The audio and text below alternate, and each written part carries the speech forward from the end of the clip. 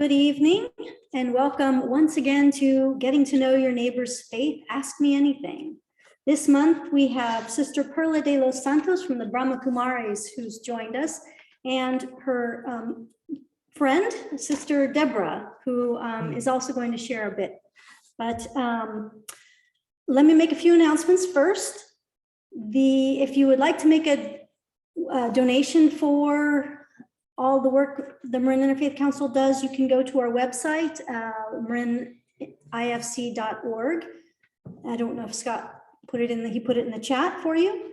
And then I'll remind you about our other Wednesday offerings. The first Wednesday of each month, we have Release into Peace with Annie, who is a practitioner of Brahma Kumaris, and Annie Jorgensen, who is also on our board. So that's every first Wednesday of the month. The second Wednesday of the month, we have a meditation from someone from a different faith tradition. And next month, we have Rabbi Henry Schreibman. So please join us for our meditation. And then next month, we will have Siddharth Kaur from the North Bay Hindu Center talking about his Hindu faith. So if you have any questions while after Sister Perla and Sister Deborah talk, then please put them in the chat and Scott will read them off for you. So let me get started and read a little bit about Sister Perla. Sister Deborah was a surprise for me, so I don't have a bio on her. If she wants to share anything later, you're welcome to do so. So Sister Perla is from Mexico, and she has been working in Marin with children and families in nonprofit organizations for over 28 years. She has an associate degree in child development. She has recently been working as a developmental playgroup coordinator for a nonprofit organization in West Marin. She hosts a parents' cafe in the community where they discuss the 5 protective factors that help build strong families. She is a board director for Living Value Education, and she has been a student of meditation and practitioner of Raja Yoga for 9 years.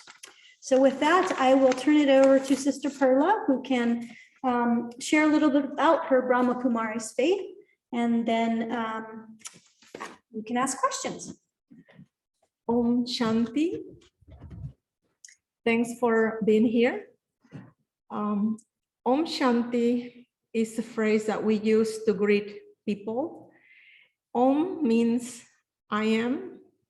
Shanti has 3 meanings. I am peace, stillness, stillness, and silent. I am a peaceful soul. That's what it means. I came to Brahma Kumari 14 years ago. And usually when we try to look for God, usually is when we have trouble or sorrow or pain in our lives. And I lost my brother in a tragic way. And my mother left the body a year and a half after that. So I had questions about life, about what was happening. And so I started searching. I had some knowledge about Buddhism, and a friend invited me to meditation. That was my first experience on meditation. Stay 10 days for Vipassana. And then after that, I really enjoyed the meditation and I wanted to meditate more. And I looked for a place. And one of my friends invited me to the Brahma Kumaris. And so I took the course that we call the 7-day course. I love the knowledge and I wanted to learn more. The last part of the course is learning about the Murli, which are letters from God. So when I heard for the first time the Murli, I heard a voice with authority, and I recognized that voice.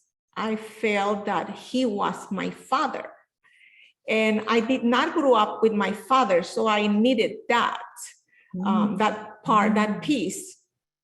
So when I heard that voice, you know, in that Murli, I thought, this is my father. And I recognized him right away. And that knowledge resonated with me because I had questions, you know, as a young person, I had questions, and I was like, yes, this is what what I thought about life and all that. So I stayed in Brahma Kumaris, and I wanted to learn more. I went to Mount Buddha headquarters, and I have very good experience. And here I am, still going with Brahma Kumaris. The 7-day course, there are different pictures that we learn first about myself, who I am. I am, you know, a point of light. I am a soul. The soul is, illuminates this body, you know, and makes the body works, is what is working, is a living consciousness. I am a human being. The human is the body, but the being is the soul. And so, and I felt that, you know, even before I came to the Brahma Kumaris. So I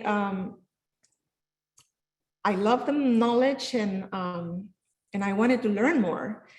And the way that Brahma Kumari, the practice of Brahma Kumari is that we practice meditation very early in the morning, 4 o'clock, you know, 3:30, 4 o'clock. Early in the morning is when the atmosphere is more clear, so we meditate better. And we also, in the morning, 6 o'clock, we meditate before we study the Murli, and we study Murli every day. We can go to the centers if we live close. We can study through the Zoom. There's a way from San Francisco, or I can read the Murli by myself, or listen to the Murli. So there are many ways that we can study Murli every day. And Murli, we take knowledge from God. He gives us methods how to work with ourselves. And our aim is to become pure, because it takes purity for us to become instruments to help with, you know, to help create the new world, or, you know, for the new establishment, new civilization, which will be pure. And we learn many things in the Murli. And one of those is we learn about, we become Trikaldarshi, which means knower of the time, the beginning, the middle, and the end of the cycle. And so there are many things that we learn from there. And we believe that there's a cycle of 5,000 years. And the soul, when the soul first comes to the earth, is pure and powerful. That age, we call it the golden age, or heaven, you know. And it's divided in 4: golden age, silver age, copper age, and iron age, which is like right now, when the energy in the world is depleted, and the soul is depleted as well. So in this iron age, there is a time, 100 years at the end, And it's called the confluence age, when we are completing the cycle, but at the same time, a new cycle is being established. And so that's, you know, the understanding of the cycle. And during this confluence age is a time when there is evolution of the soul, transformation of the soul. Because when we first come down, we're perfect, powerful, beautiful. And so the energy is depleted by the time. And on the copper age, it is depleted by karma. That's when we say we fall, you know, into vices, into body consciousness. And so after the copper age, the religious founders start coming, like Abraham, Buddha, Jesus, because they want to give that, you know, knowledge about God. And another thing that happens during the cycle is that we acknowledge all the religious founders, because Baba says that we say Baba means father, you know, in a close way. He said, you know, they have a purpose. We all have a purpose and a role in here. So at the end, Brahma Baba, who was Dada Lekash, he goes in retirement, and he is very religious. He's from the Sikh religion, right? And Hindu. And Hindu, okay. And he meditates a lot, and the light comes to him, and he has visions about destruction, what is going to happen. And then he was shocked, and then he also had visions of what he needed to do, what was his role, and who he was, you know, at this time in golden age. And so he had the role of helping establish the new world, and that was what, you know, he was told, and what he had to do. And so he gave, surrendered all his money. He was a jeweler, and he made jewelry for the kings and queens, and so he used his money to open a spiritual university where he taught Raj Yoga to many women and also men. They stay in this university for 14 years. And when they took power, you know, meditating and knowledge, then they went to different places, different continents, and started the meditation centers in different parts of the world. So this is the founding of Brahma Kumari's meditation. Mm-hmm. Brahma Baba was the founder of the meditation. Because it is his voice that God uses to share this message. And that began happening 80 years ago. Was it 1936, 37 when it started? And so now we are called Brahmins, born through the mouth of Brahma, because God gave him the knowledge, spoke through him, and he gave the knowledge, you know, to this, we call them daddies, the first generation that they study.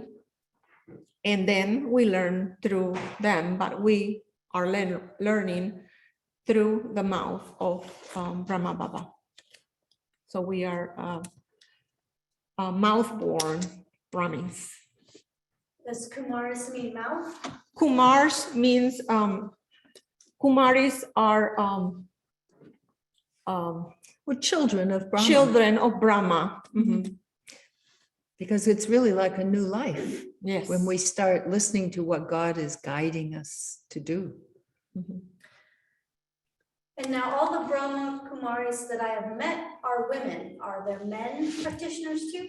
Yes, there are men. There are men. There are many.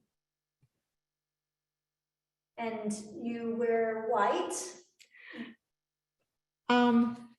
Yes, we wear white when we are at the center, when we come, for events. But I wear different colors as well, and that's okay, And for me, wearing white reminds me to be peaceful, to live my purity, Mhm.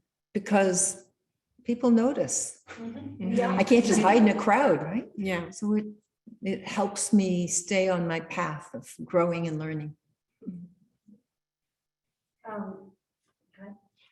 No, just to say that it also helps us to see when I get dirty, what did I do, wrong. And the main thing is becoming pure, and we have, methods. I observe my thoughts, is the study of observing my thoughts and removing some old patterns. So we call it being soul conscious. So when I am in soul conscious, I slow down and raise my vibrations. And that helps me to observe myself more, to analyze myself, to analyze and do an assessment of myself.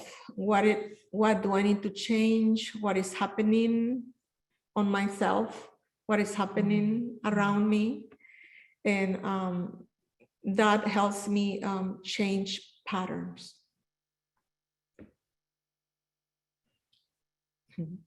We had so many habits for all the years that we thought we were human beings. The thinking pattern doesn't change overnight just because you hear very elevated truth.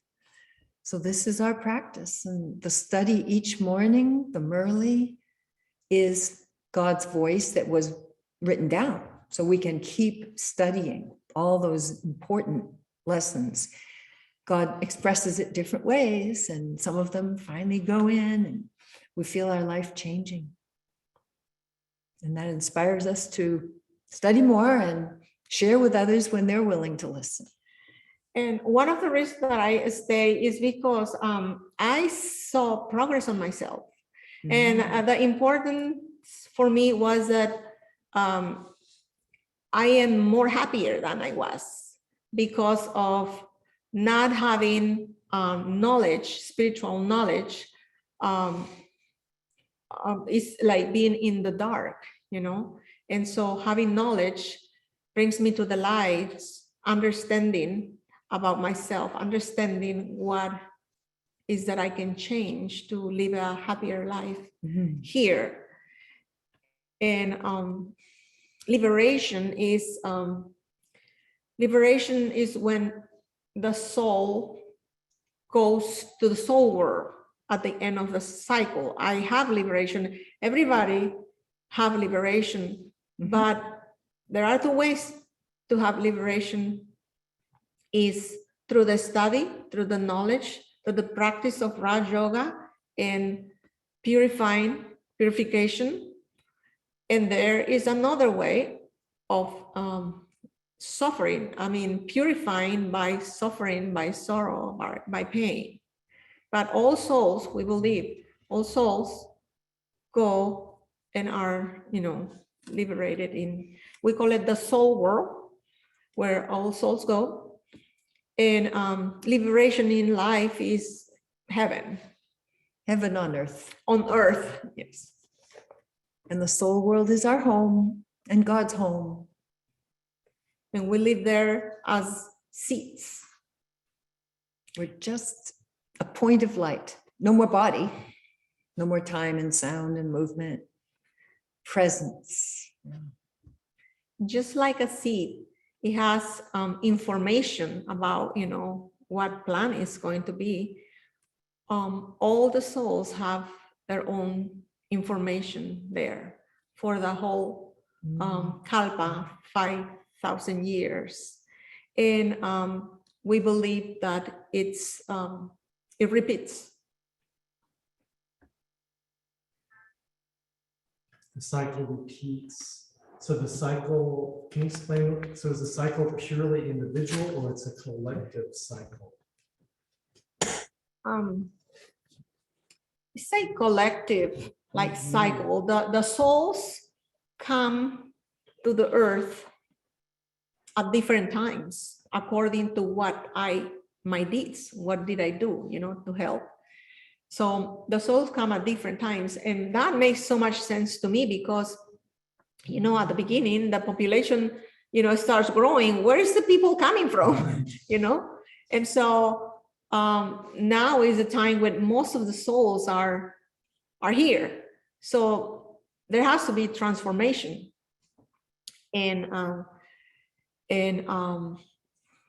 So yes, everybody goes through the cycle.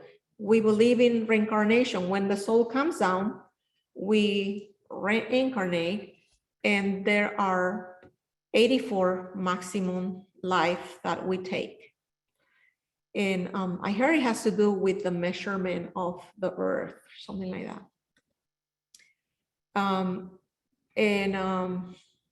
What else? Any other question? So there are 84, up to 84 reincarnations? Yes, it could be 80, yes, the maximum, but not everyone has 84. People come down according to what we deserve. And what determines when someone is done with their number of reincarnations, like when it's complete? What determines is the time of the cycle, the 5,000 years. And like this confluence, Baba says, this is your last life. So you surrendered to God this life so you can have, live in heaven and live eternal life, because it's not eternal in the sense that you don't die. In heaven, souls live 150 years and live a long life, but they know that they will reincarnate and they know who their family is. So there is no pain there. One time I had an experience, a dream, and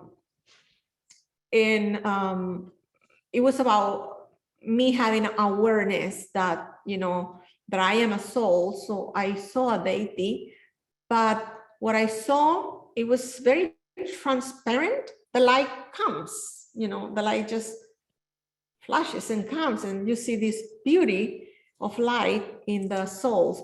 And yes, you see the body, but it's the soul that you can see the most. So, and many brothers and sisters had experience seeing, deities who live in heaven.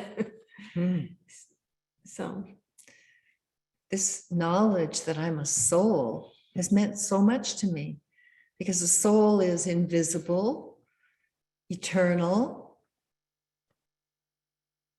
and has adopted a body. So my name, my soul doesn't have a name, my body has a name, Deborah. And it helped so much to understand who I was from that perspective. And then to realize what a relationship I have with Supreme Soul, God.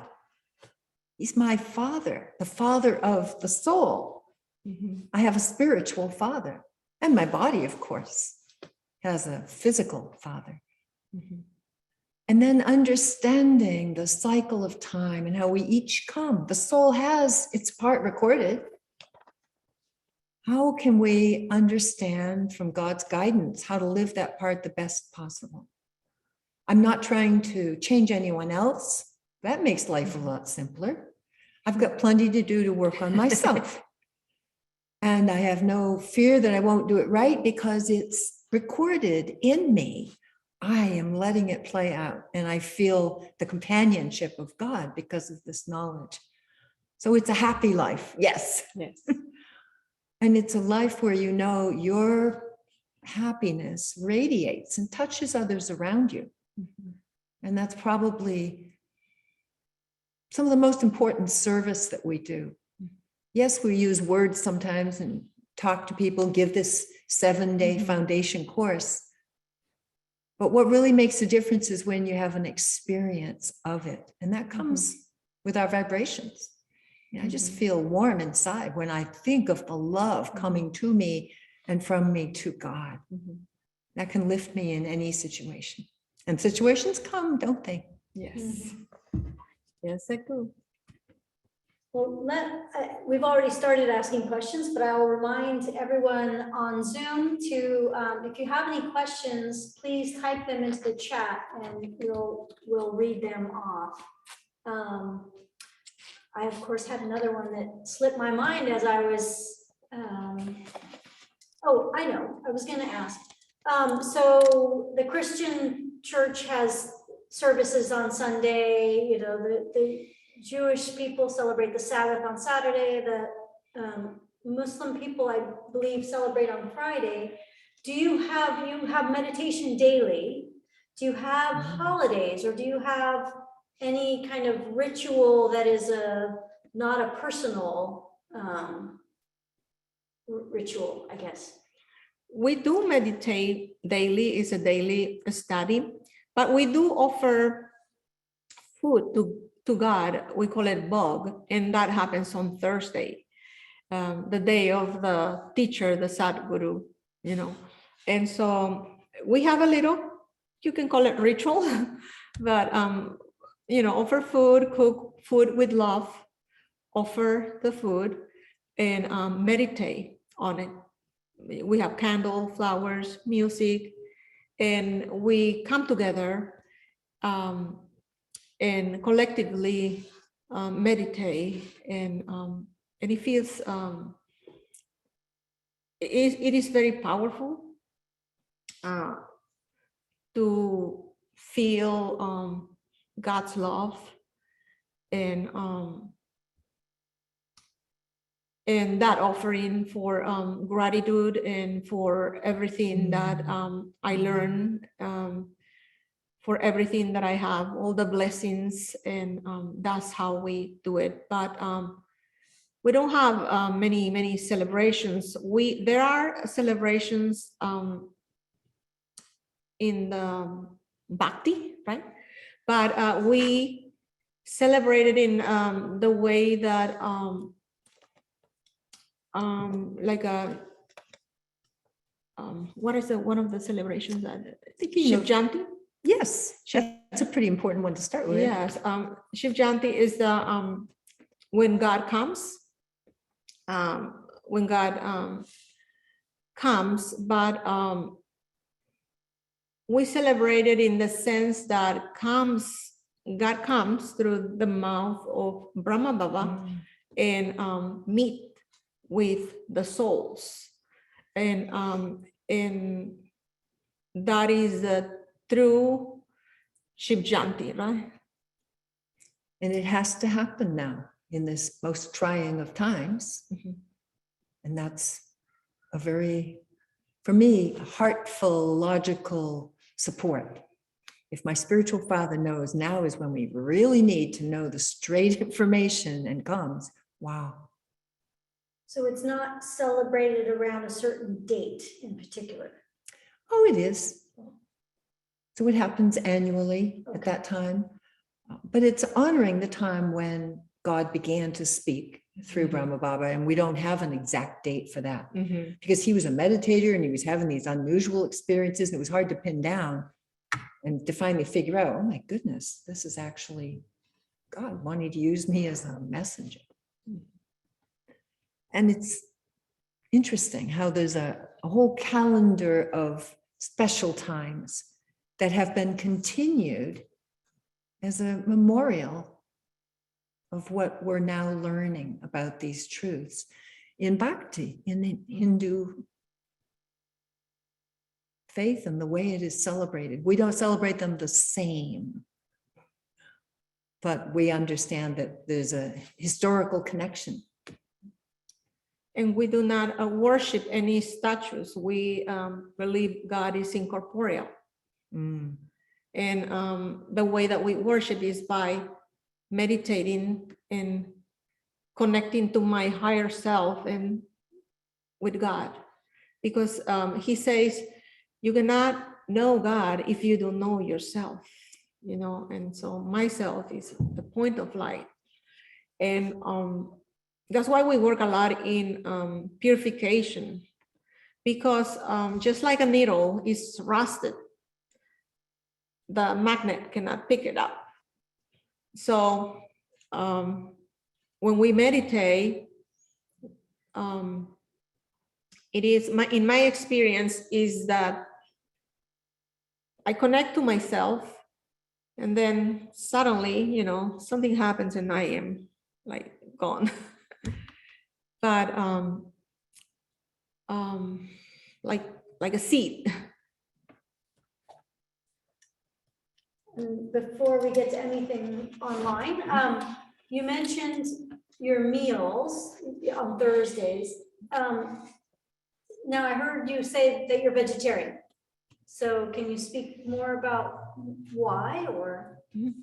We eat, we are vegetarian because we do not want to harm animals, and is a way of eating pure food. We also don't eat or avoid garlic and onions. We eat our own food that we prepare. If I eat somewhere else because, you know, I have family, friends, I meditate on my food, and that way it purifies the food. But more often, you know, I prepare my food. We prepare our food. Why do you avoid garlic and onions? You want to answer? It helps our meditation. They are a very strong influence, aren't they? Definitely connected to physicality, sensation. And we're learning through God's teaching to go beyond thinking that we're this human body and have that spiritual connection. Know that we're a soul living in this world.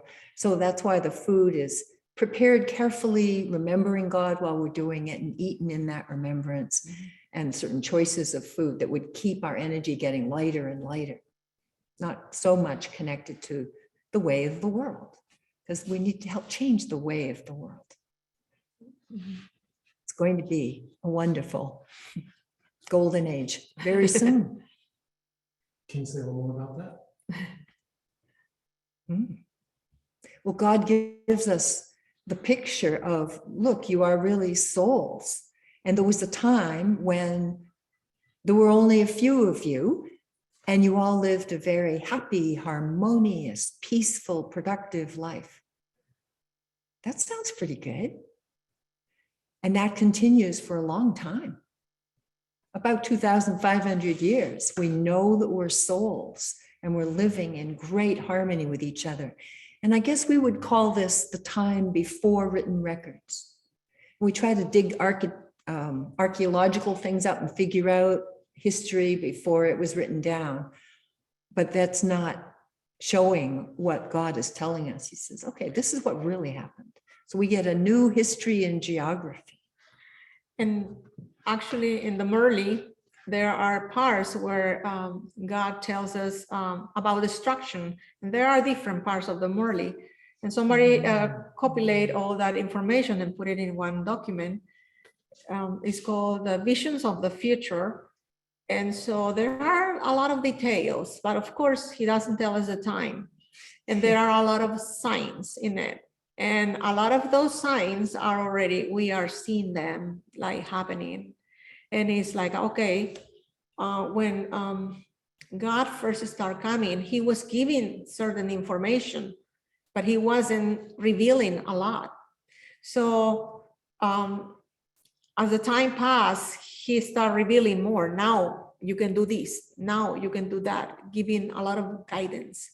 But in that document, you can read a lot of the details and signs that are happening, you know, when the end comes. And we see, you know, destruction. They say that Asia was going to be destroyed by calamities, natural calamities. But the West will be in a nuclear war. So, you know, we are seeing all these things happening. And we are also told, you know, not to be afraid. And the reason that we work on our meditation is because the soul is able to detach from the body without pain, you know. So just so we understand, so there's a destruction coming that after which there's a golden time. Is that, Yes. and it's soon.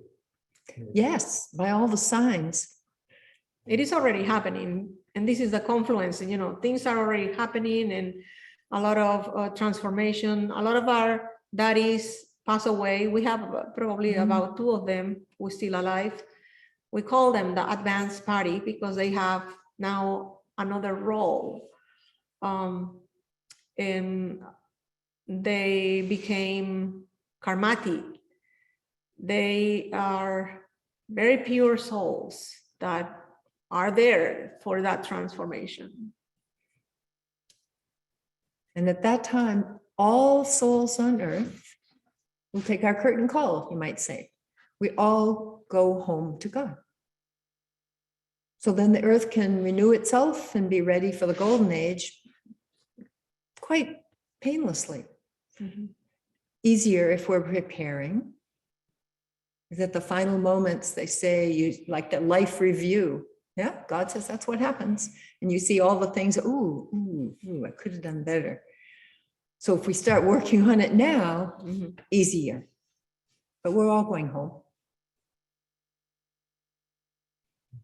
So in terms of scripture, you have the Merli, which are the words of God. And that's a part of something else? You mentioned another book, I thought. No, the other document is Vision of the Future, which is part of a recopilation from the Merli, because Baba gives us just pieces of information. He doesn't say in one thing. So you don't have just one holy book of scripture like the Christians do, or? No, we call it letters from God. Yeah, and they're living, ongoing, well, They're continually almost. being created? No. They had been until about 20, what do we call the change that came? 2014? I was thinking maybe even 17. I went So 2014 to it's Madhuban. complicated little details. But we continue to study this because there's so much to digest. And the last 5 years of what he taught are our main focus, as well as the more recent messages that continued through somewhere in the teens recently. What years was he on the planet, Baba? When was he born? Anybody remember that? He was 60-ish in 1936. Yeah, 1936, 37, something like that. They're not really accurate when. And then he left his body at the age of 93, which was in 69, 1969. January 18. And the organization, the student body has grown, what, 10 times since then? It's time to learn things that really help make our life move in a good way. And this information is so, for me, logical and helpful. Mhm. And the community who studies it together is such a source of support. Mhm. And I feel, they're my family. They are my family. I know their souls. I know the souls. So it's kind of strange for a Mexican, to be practicing, Raja Yoga, which is founded in India, but I love it. Once I just love it, it resonates with me. I don't mind, what people think about me, or my friends sometimes get, why don't you eat this? Why don't you eat that? A little jealous, but it's okay. I enjoy other things with it. We do have a question from online. Do you have a teacher to guide you through this current journey of life? Do we have a teacher? Mhm. Yes, Sadhguru. That would be God. God.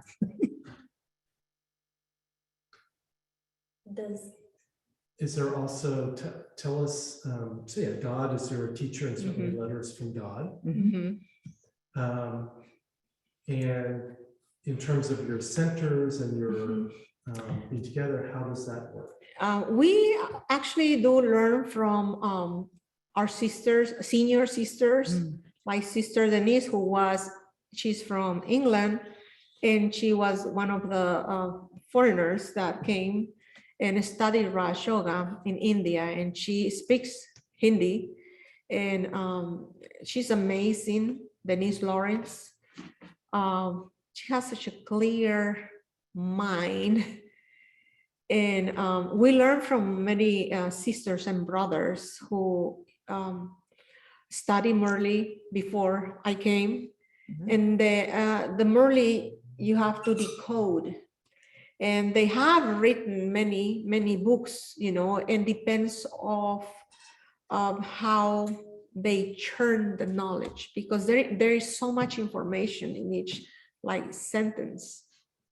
And so Baba says always that we have different capacity for churning the knowledge, for learning, and it is everybody has a role, but he encourages all to study and to do the best. We learn from books, from other brothers, sisters. We mainly learn from Murli every day, and there is so much information that we have to really take and Apply it. imbibe. That is where they're 14 years, but I live in the context of everyday life. I have influences from everywhere.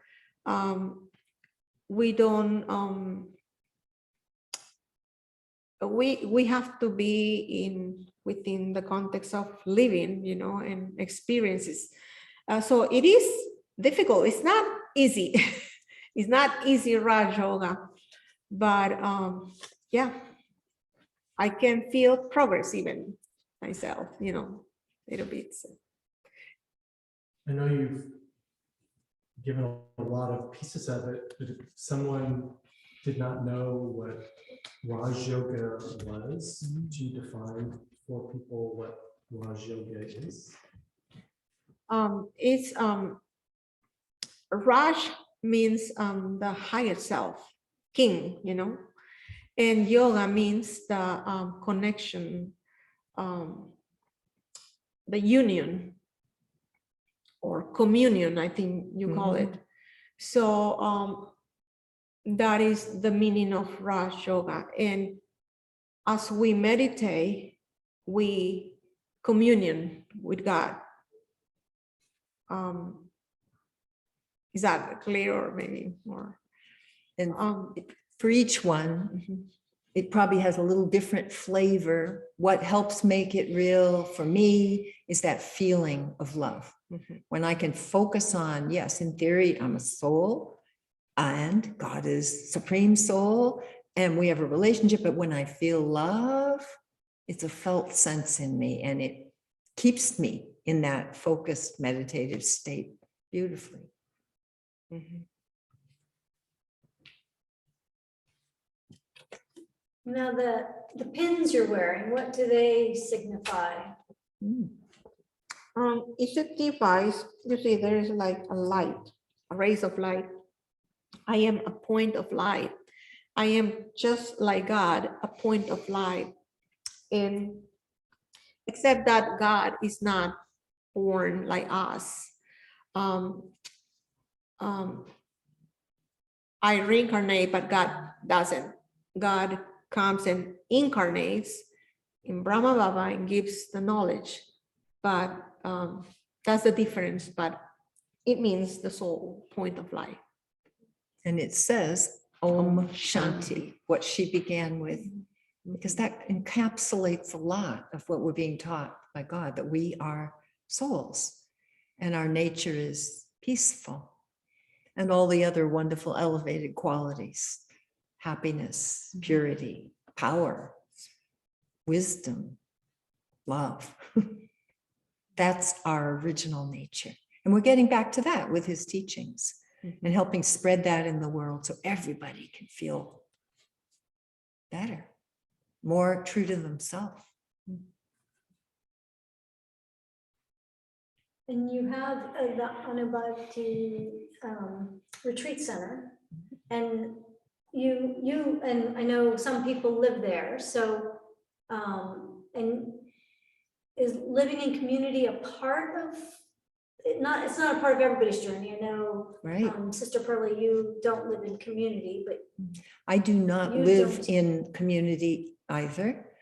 I don't know what percentage of Brahmins do, but it is a rich part of life. And people who live around the center will join them for many activities. Some of them, if they live close, will come there every day for early class or for the early morning meditation with their community, or to do some service before they go to work. any questions? You're on a roll, Doc. I Well, necessarily have some. Yes. About the retreat center, just how do you sustain it? You know, I know the cost of everything in Marin, and it's a big retreat center. I've seen it. So I'm just curious, you know, with churches, that's a constant battle of maintaining buildings and having enough money, I guess. So just curious.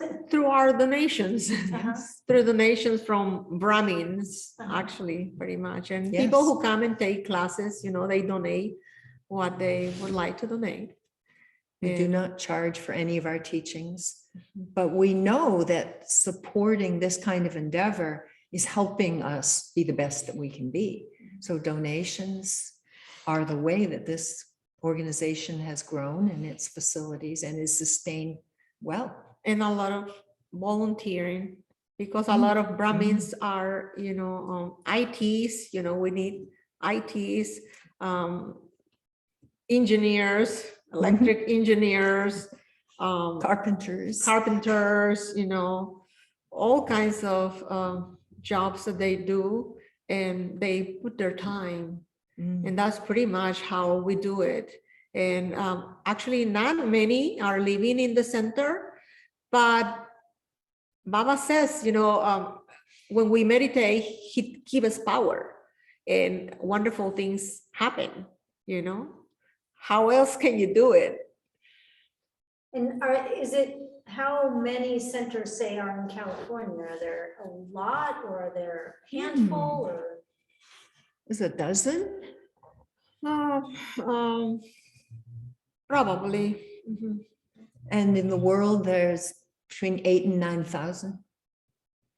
there are three main ones in here, but there are like those Gita Pachalas that we call, and people open their center in their homes too.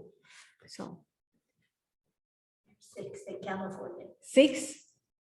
Okay, there is the right. 2 in Los Angeles, 1 in San Francisco, 1 in Sacramento. I didn't realize we had 2 in Los Angeles. And also in Interesting. San Diego. Yep, San Diego, Seal Beach, Seal Beach. LA, Fresno, Oh, yes. San Francisco. Mhm. And then, of course, the Anubhuti Retreat Center. Yeah, definitely. Is this the furthest north? Milpitas also. Made me lose too. Someone has added. Somebody was able to speak on our, God has spoken. If you open a center, you take care of it. You take care of it. That's it. So there's 7 people living in the retreat center. They make their contributions, 8 hours of service a day. When did it open? Ooh, Oh, let's gosh. see. 18 years ago. Oh, very good. And is there anyone who's been there the full 18 years, or has it? Yeah, no, that's a good. Okay. And Hemabe, right? that No? was- Okay. Someone and then added in, came 2 years later. someone added in chat, Milpitas. Oh, Yes, yes, Milpitas, yes, yes. Milpitas. That's what I was thinking. Let me tell you, I live right next to it. Oh, I think Fern may have joined us. yeah, those are the main ones. Okay. Milpita, San Francisco, and Anubhuti Retreat. We don't go and travel to them. and we don't- Yeah. you Los have your Angeles. own- Yeah. Okay. And are there any other questions in there, or? Good, I had some. Oh, no, go ahead. I'll come up with more.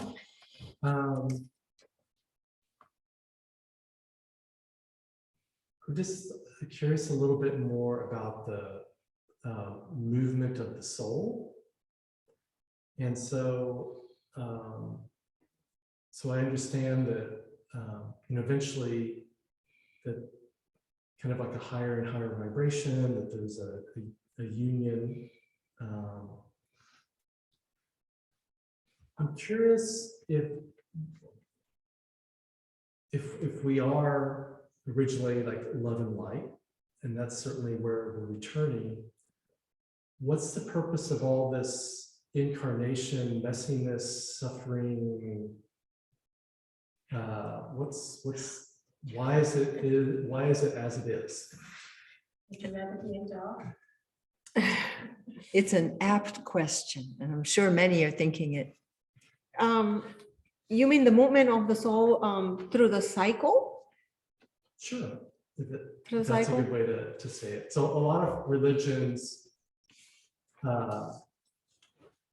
in some ways seek to address why is there suffering? We know that ultimately God is love, that ultimately that's all there is. And yet we look around us and the experience is complicated and messy, and there's suffering, and there's people doing harmful things, or there's disease, there's physical calamities.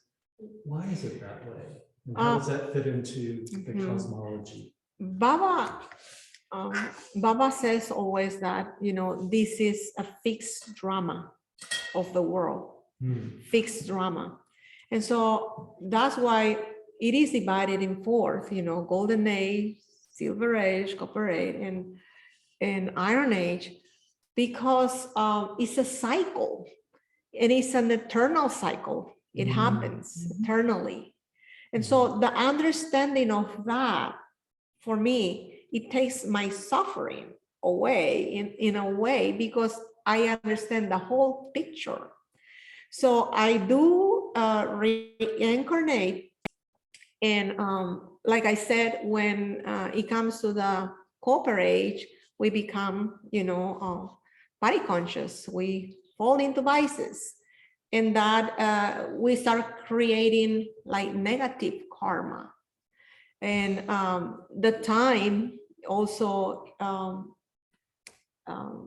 the light, the purity gets depleted, the spiritual light gets depleted. So understanding now that I maybe did some actions, and what I going through now is some consequences of those actions. It helps me to understand, okay, this is, how do I find out this is a karmic account? It's why it happened to me, why it happened. That's something that helps me understand, okay, this is a karmic account. So I working on becoming self-sovereign and control my thoughts, or observe my thoughts, and be able to understand that I can tolerate, something. Don't aggravate it. Don't create more negative karmic account from something that is happening to me. There are 3 things that I can experience. I have to say, is this a lesson? Is this a karmic account, or is this a test? So I have to be able to discern what is happening to me, to be able to work with whatever situation is happening to me. And once I pass certain tests, I can move into a different consciousness, and also to a different level of, more relaxing. But Baba said, the strongest that you get, the strongest the storms are going to be. So we have to keep an eye on that, and not create more negative karma. And for that, I need my intellect to be sharp, to be able to discern. And sometimes Baba says, you have to watch Maya from far away, the negativity. And once, it's so amazing, because when I practice meditation, I become more sensible, able to sense certain things. And you can sense like the energy. Like one day I was driving, and I keep myself, in soul conscious, but I am aware. And I didn't move quick, but I could feel from my behind like something pushing, like energy. And it was a car that was coming, because the intention of that comes before the intention, the energy comes before the action. So that helps us also to save our lives, in certain ways. So it's always important for us to work on things like all the time. So the blessing we get from God is this knowledge, but it's totally up to us how much we practice it, how regularly we remember God and these truths. God doesn't force that. Definitely is a loving God, but he tells us the way to stay out of trouble and to get into trouble. And now, okay, my children, practice as you choose. Is it time? One last question, but I can ask it later. Well, first I want to say thank you to Sister Perla. I know you were very nervous or anxious about being a presenter, and you did an incredible job. So very Yes, good. indeed. And thank you. And thank you, Deborah, for sitting with her and just being there. So next month we have Sid Ka from the Hindu tradition, who will be here presenting about his faith for Ask Me Anything. I hope you all enjoyed tonight, and we look forward to seeing you again. Is there anything else I'm supposed to say, Scott? I can't remember. If you're okay staying there for one more minute, since we have Sid coming next week and he'll be representing Hinduism, if you have just a minute, could you tell us from your perspective, what's the difference between Brahma Kumari and Hinduism? That might be a long answer, but Hmm. And that'll be our close.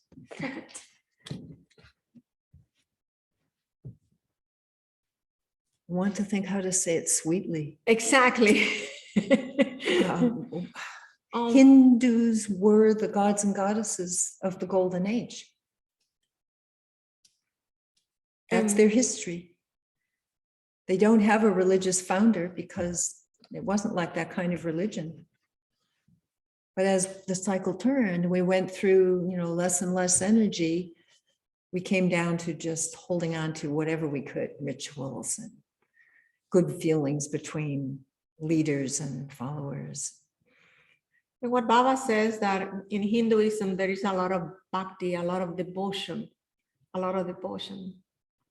And we don't practice a lot of that. So that is the difference. That's not so much bhakti, but more that Raj Yoga as the focus. Yeah. More about focusing on ourselves. And Definitely transformation, meditation, this meditation. practice, on the knowledge that God has given. What is that holy day? Holy, when they throw colors, right? Yes. So they celebrate Holi, but the way that we celebrate it, Baba says that our stage colors is the spiritual colors that are celebrated, and it's a memorial for that. But in Hinduism, they throw colors to people. Thank you again so much. Thank you for inviting me, for inviting us. Mhm. Om Shanti. Om Om Shanti. Shanti.